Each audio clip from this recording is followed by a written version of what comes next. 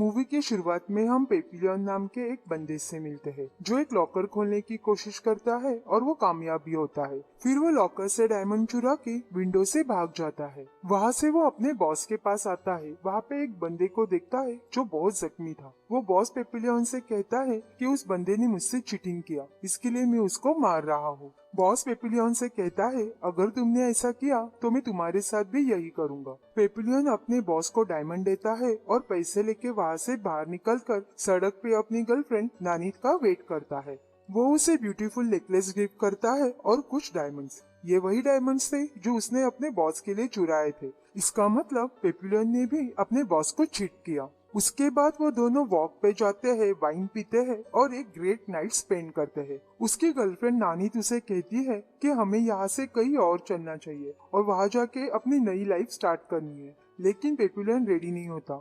वो उसे और 6 महीने वेट करने के लिए कहता है क्योंकि उसे और पैसे कमाने थे। लेकिन नानी तब मना कर देती है क्योंकि वो और वेट नहीं करना चाहती थी। वो बात ही कर रहे होते हैं तब डोर पे नॉक होता है। वह पुलिस आई थी जो पेपिलियन को उस आदमी के मर्डर के चार्ज में अरेस्ट करती है। ये वही आदमी है जिसे बॉस के लोग मार रहे थे। नानी पुलिस को बताती है कि पेपिलियन रात भर उसके साथ था, पर पुलिस उसकी बात नहीं सुनती और पेपिलियन को वहाँ से ले जाती है। नानी पेपिलियन को मिलने जेल जाती है और उसे बताती है कि उसे कोर्ट में अपील करनी चाहिए।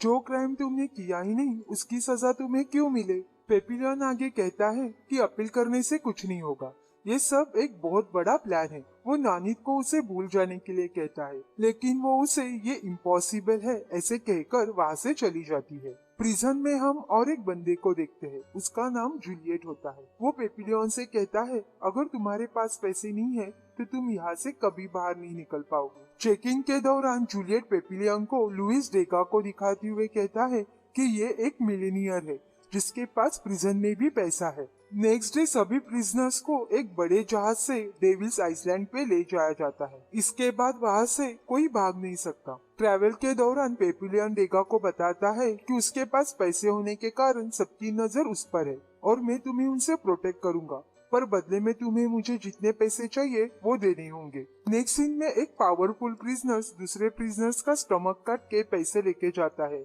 ये सब देख के डेगा समझ जाता है कि उसकी जान खतरे में है। डेगा पेपिलियन से डील पक्का करता है और उसे कहता है कि उसकी वाइफ जब तक कोर्ट में अपील नहीं करती वो उसे प्रोटेक्ट करे। रात में वही किलर प्रिजनर्स डेगा पर अटैक करने के लिए आता है, लेकिन पेपिलियन उसे सक्सेस नहीं होने देता। गार्ड्स एंड बाकी प्रिजनर्स वहाँ आ जाते हैं। गार्ड्स किलर प्रिजनर्स पे हॉट स्टीम ब्लो करते हैं और उसमें उसकी मौत हो जाती है। नेक्स्ट डे वो शिप अपने डेस्टिनेशन पे आ जाती है। सारे प्रिजनर्स को लाइन से खड़ा किया जाता है। तभी जूलियट अपने पैर पे चाकू से वार कर खुद को जख्मी कर लेता है ताकि उसको हॉस्पिटल ले जा सके और वहां से वो भाग सके। उसके बाद वार्डनर सारे प्रिजनर से कहता है कि आप लोग सोच रहे होंगे कि हम यहाँ से भाग सकते हैं, भागने के लिए आप फ्री हो, लेकिन भागते हुए कोई पकड़ा गया तो उसको शूट किया जाएगा। अगर कोई बुलेट से भी बच जाता है तो वो भूख से मर जाएगा क्योंकि यहाँ पर सिर्फ कांटेदार झाड़ियाँ है। और अगर आप समुद्र से भागने की कोशिश करोगे तो वहाँ पर बहुत सारी भूखे शार्क है, आप उनका खाना तो बन ही जाओगे। आप वापस आते हो तो आपको सॉलिटरी कंफाइनमेंट की 2 साल की सजा होगी। सेकेंड टाइम भागने की कोशिश करने पर और पकड़े जाने पर आपको 5 साल की सॉलिटरी कंफाइनमेंट की सजा होगी और उस बिजनेस को अपनी पूरी जिंदगी इस आइलैंड पे बितानी होगी। अगर आप किसी को मारते हो तो आपको भी मारा जाएगा। ये सब कहकर वार्डनर वहाँ से चला जाता है। पेपिलियन और डेगा को यहाँ पर बहुत हार्डवर्क करना पड़ता है। वो ट्रॉली को ट्रैक पर से खींचने की कोशिश करते हैं, तब डेगा पेपिलियन से कहता है उसे डायरिया हुआ है। एट द रिजल्ट उसका सारा पैसा नीचे गिरता है। पेपिलियन फिर बड़ी मुश्किल से वो पैसा उठा लेता है। वहाँ उन्हें एक जूते पहना हुआ आदमी दिखाई देता है। पेपिलियन इससे पूछता है कि अगर वो उन्हें फ्री करने में मदद करेगा तो वो उसको $2000 देगा। फिर वो आदमी गार्ड्स को बुलाता है। देगा तब बोलता है कि मैं तुम्हें $4000 दूंगा और वो आदमी एग्री करता है। फिर वो गार्ड को कुछ और बताकर वहाँ से जाने के लिए कहता है। वो उन्हें बताता है कि उसकी बोट नदी के दूसरी तरफ रहेगी। वो उनसे कहता है कि तुम लोग कभी भी आ सकते हो और मुझे $5000 चाहिए इंस्टेड ऑफ $4000। वहाँ के प्रिजनर्स को पता था कि डेगा के पास बहुत सारा पैसा है और वो उसका पैसा चुराना चाहते थे। पेपिलियन वहाँ पर आके उसे बचा लेता है, लेकिन खुद जख्मी हो जाता है।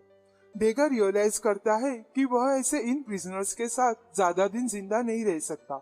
डेगा पेपिलियन से कहता है उसे नहीं पता था कि ऐसा होने वाला है। जब तक उसकी वाइफ उसको यहाँ से बाहर निकाल देगी तब तक ये प्रिजनर्स उसको मार डालेंगे। अभी वो पेपिलियन के साथ भागने के लिए तैयार होता है।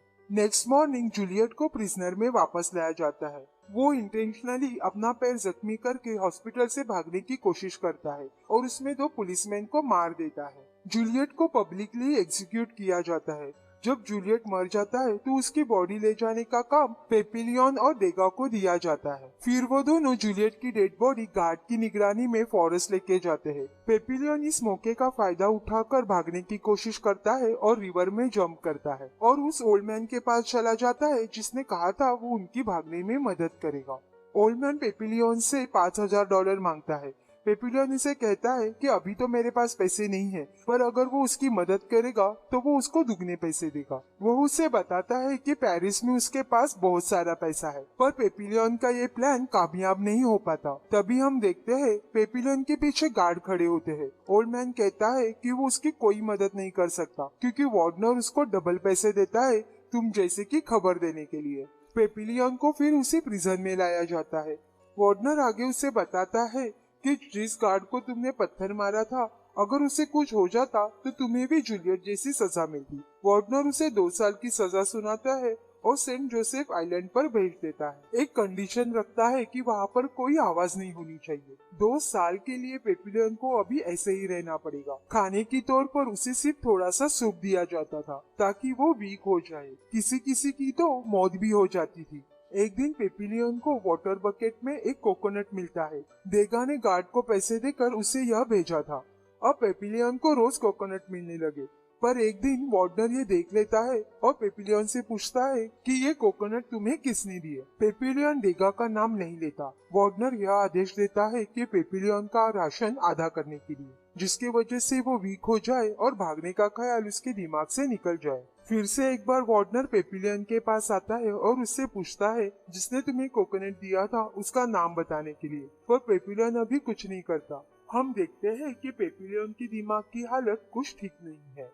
वार्डनर इंस्ट्रक्शन देता है कि पेपिलियन की सजा खत्म होने तक उसको ऐसे ही रहना पड़ेगा और उसे लॉकअप में लॉक कर देता है। पेपिलियन वहाँ बहुत दिन रहता है, उसके वजह से उसकी दिमागी हालत खराब हो जाती है और प्रिजनर्स एडमिनिस्ट्रेटर उसे ट्रीटमेंट के लिए अस्पताल भेज देते हैं। डेगा उसको देखकर निराश होता है और उसे कहता है कि तुम सही थे, मैं यहाँ से कभी बाहर नहीं निकल पाऊंगा। अभी मेरी पत्नी अच्छी है और उसने मेरे लॉयर से ही शादी कर ली है। डेगा पेपिलियन से माफी मांगता है और कहता है कि तुम्हारी इस कंडीशन के लिए मैं ही जिम्मेदार हूँ। पेपिलियन मानसिक रूप से बीमार होने का नाटक कर रहा है।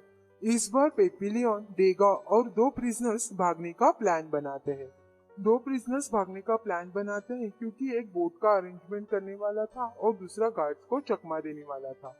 वो संडे का भागने का प्लान बनाते हैं क्योंकि उस दिन सभी गार्ड्स और ऑफिसर्स का मूवी देखने का प्लान था। डेगा गार्ड्स के ड्रिंक्स में नींद की गोलियां डाल देता है, लेकिन बारिश के वजह से प्लान फेल होता है। लेकिन उस बीच वो लोग वहाँ से भागने में और बोट में बैठने में सफल हो जाते हैं। बोट छोटी होती है, उसमें 4 जन नहीं बैठ सकते और चीजें गलत हो जाती है। सेलियर मैथ्यूर को पानी में फेंक देता है।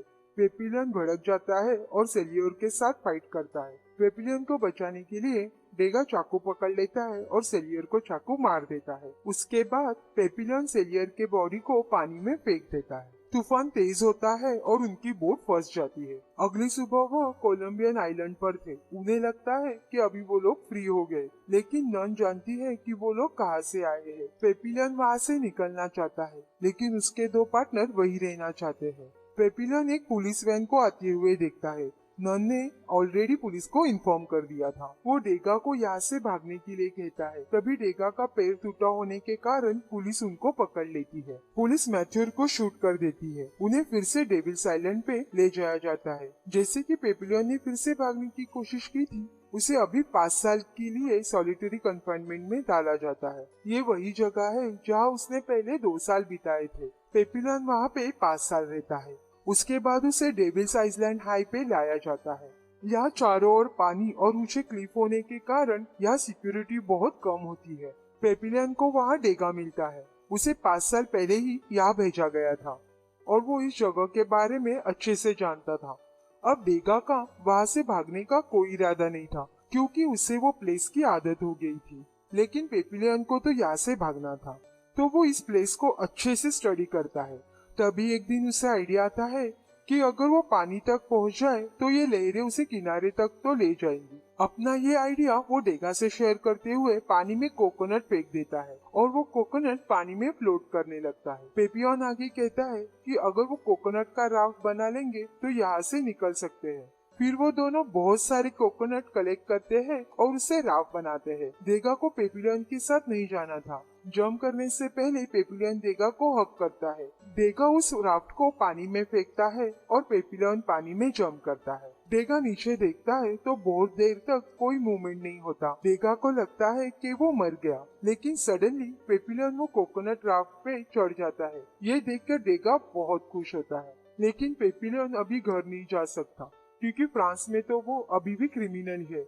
इन 1969 वेनिस पेपिलियन एक एडिटर के पास जाता है। उसे अपने नोट्स देता है जहाँ उसने अपनी जिंदगी की पूरी कहानी लिखी थी। वो उन 8000 प्रिजनर्स के बारे में बताता है जिनको उस डेविल्स आइलैंड पे भेजा गया था। बिकॉज ऑफ हार्श कंडीशन बहुत सारे लोग मर जाते। पेपिलियन की बुक पब्लिश होती है। वो book for next 21 week France की बेस्ट सेलर बुक बनती है। उस बुक के पब्लिश होने के बाद फ्रेंच गवर्नमेंट उसे फ्रांस आने के लिए अलाउ करती है। हमें पता चलता है कि पेपिलियन ही उसका असली नाम नहीं होता। उसके चेस्ट पे एक बटरफ्लाई का टैटू बना होता है और बटरफ्लाई को फ्रांस में पेपिलियन कहते हैं। उसका असली नाम है हेनरी चारिये। उसने जो बुक लिखी थी उसका नाम भी पेपिलियन ही था। डेविल आइलैंड की शुरुआत 1852 में हुई और उसे 1953 में परमानेंट